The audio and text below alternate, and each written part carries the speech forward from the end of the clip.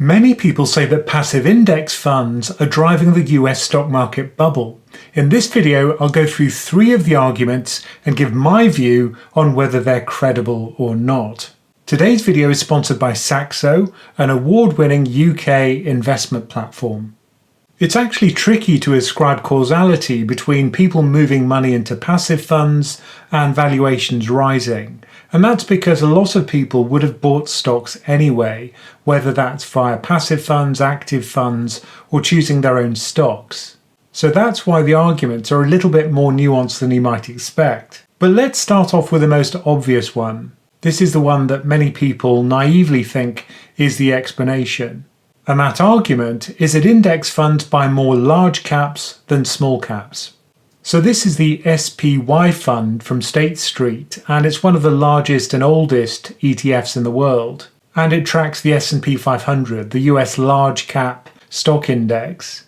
And beside me here you can see the top 10 holdings of the fund. What you can also see beside each stock is the weight assigned to that stock as a proportion of the total assets of the fund. So for example, Apple makes up 7% of the fund, so does Microsoft, and so on down the list. This is called market capitalization weighting, and it makes a lot of sense because if no money flows into or out of the fund, then the fund manager doesn't have to do anything to keep on tracking the index.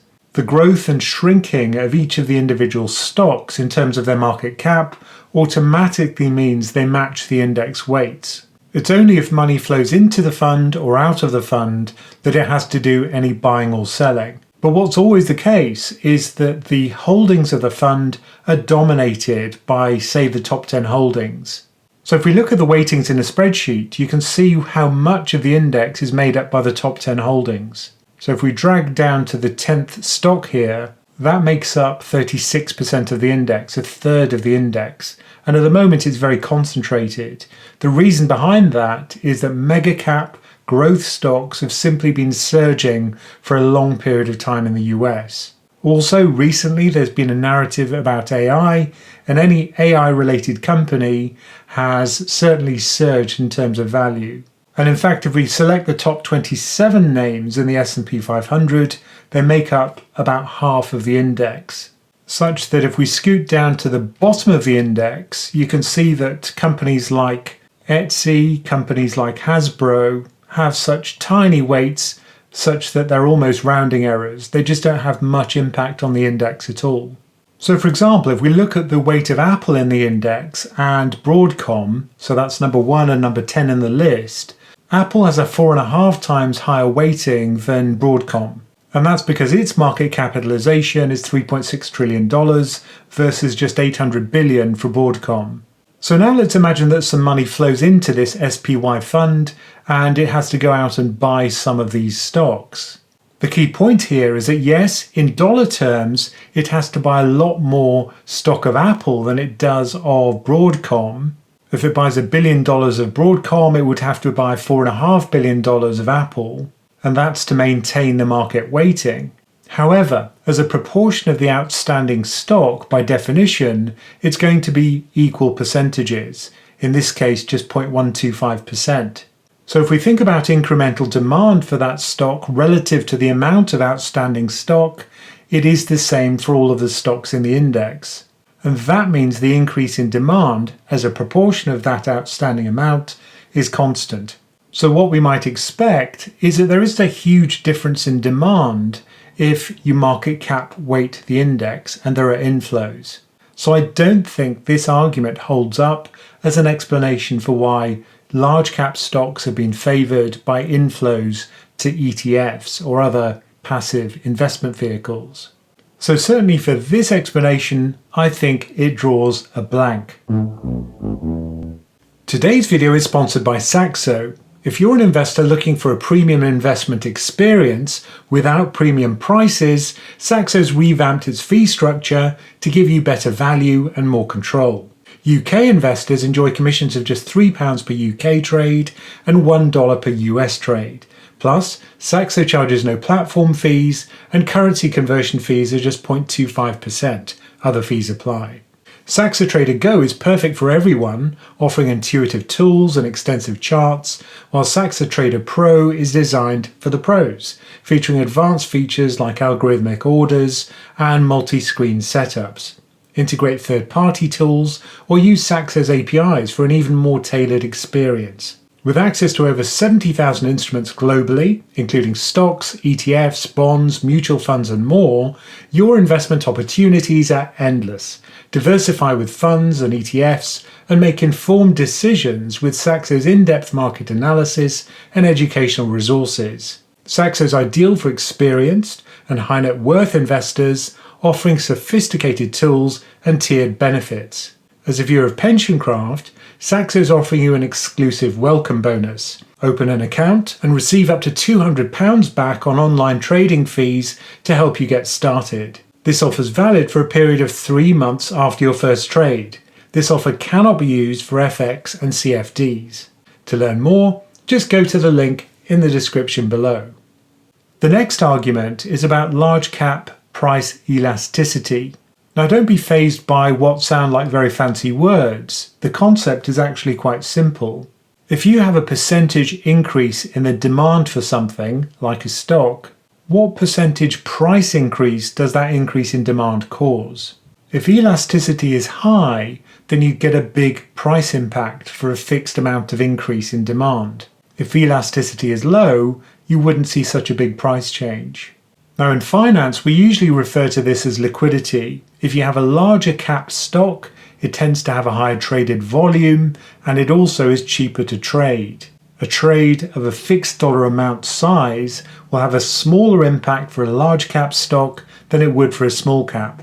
So if we plot market capitalization on the x-axis, and this is a log scale, versus the bid-offer spread, that's the difference between the average buying and selling price, notice the inverse relationship.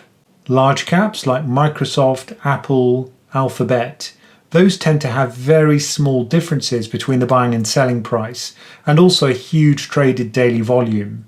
If you buy $1 million worth of one of those stocks, it's very unlikely to move the price significantly. Whereas for some of the smaller stocks in the S&P 500, the bid-offer spreads are much wider, and trading that same amount of stock will have a bigger impact on the price. Also, if you trade in and out of the stock, you'll pay a much bigger bid-offer spread. Now there's a nice argument from Michael Green of Simplify Asset Management, which is focused on this idea of elasticity. His first point is not very controversial at all, which is how market makers make money. When you trade, you'll trade with the market maker, you'll be the market taker, and the idea is that these people have to trade whenever you want to trade. So they have to provide liquidity to the market. They can't time when they trade. But what they can do is they choose the price at which they buy and sell. They'll choose to buy at a low price and sell at a high price, and you'll take the other side of that market. Now the amount of profit they make depends on how many trades they do multiplied by that bid-offer spread. More volume means more profit for them, and a wider bid-offer spread also means more profit for them. So this is why for large caps, they have a lot more volume, so they're willing to take a smaller spread. And Michael Green puts the argument as follows. He says, if I'm a market maker, I have to put capital up against trades to facilitate the trades. And the profitability of that capital is determined by the spread between the bid and ask and the quantity of shares that are being traded. Now previously we saw that a large cap stock will tend to have a smaller bid-offer spread, but how much smaller is really key here.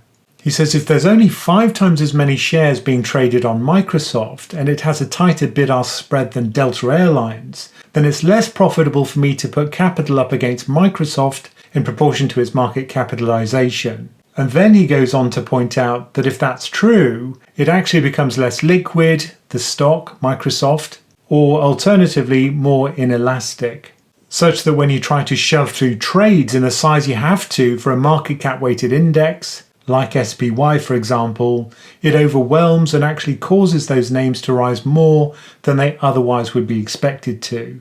So really this is a question about whether large cap names have sufficient volume to pay for their tighter bid-offer spread. But I think this argument falls down because what market maker wouldn't want to trade Microsoft? Okay, maybe they have to give up some bid-offer spread, but they determine that bid-offer spread. They have to compete with other market makers, but they certainly wouldn't turn away business around flow for Microsoft. They're not the injured parties here. So I don't buy the argument that market makers are not going to widen bid-offer spreads if they don't have sufficient revenue. And sure, it's true that if you look at those numbers in the graph we saw, the bid-offer spread is tighter for larger volume names. But it's not the case that we're seeing lots of large cap market makers going bust, far from it. So I don't really buy this argument either. I don't think this explains why companies like Nvidia have seen their share price surge. So this one also gets a no from me. The third argument is based on flows from active to passive funds.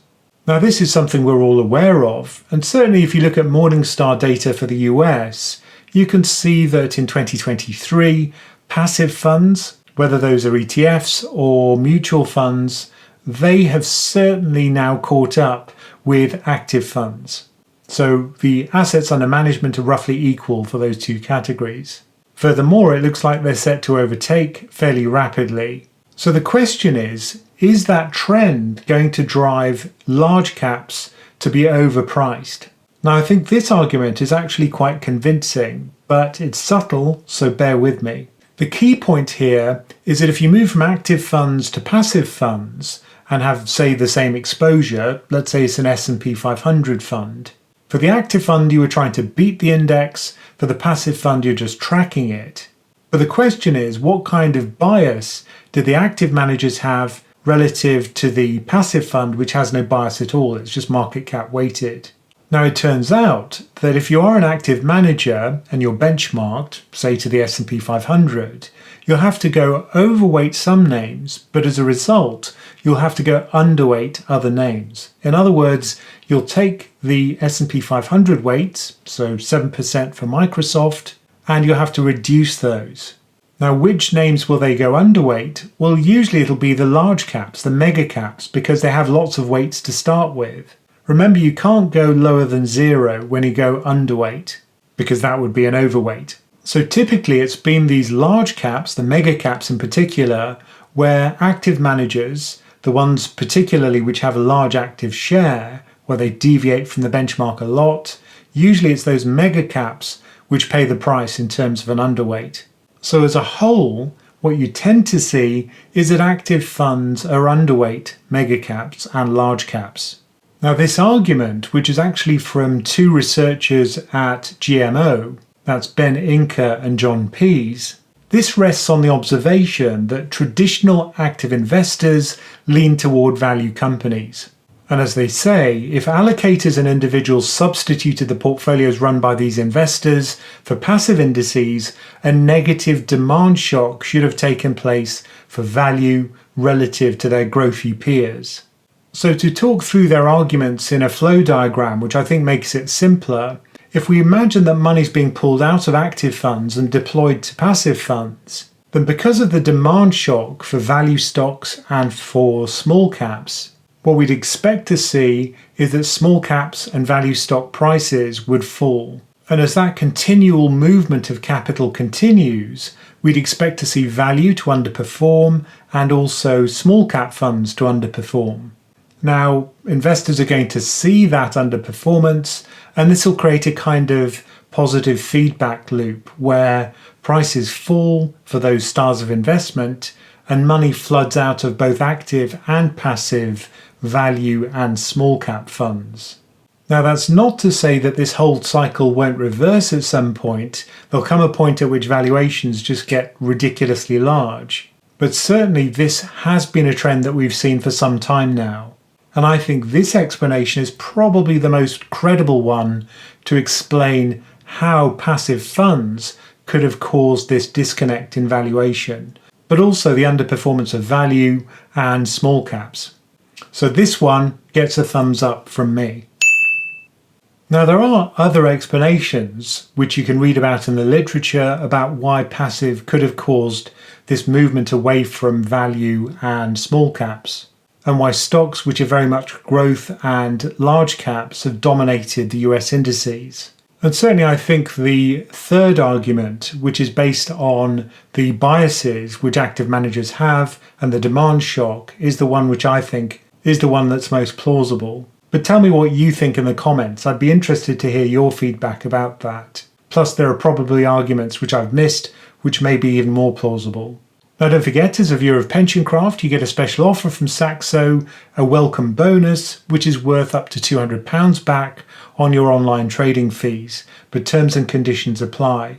And if you want to learn more about that, you'll see a link to that in the description. And, as always, thank you for listening.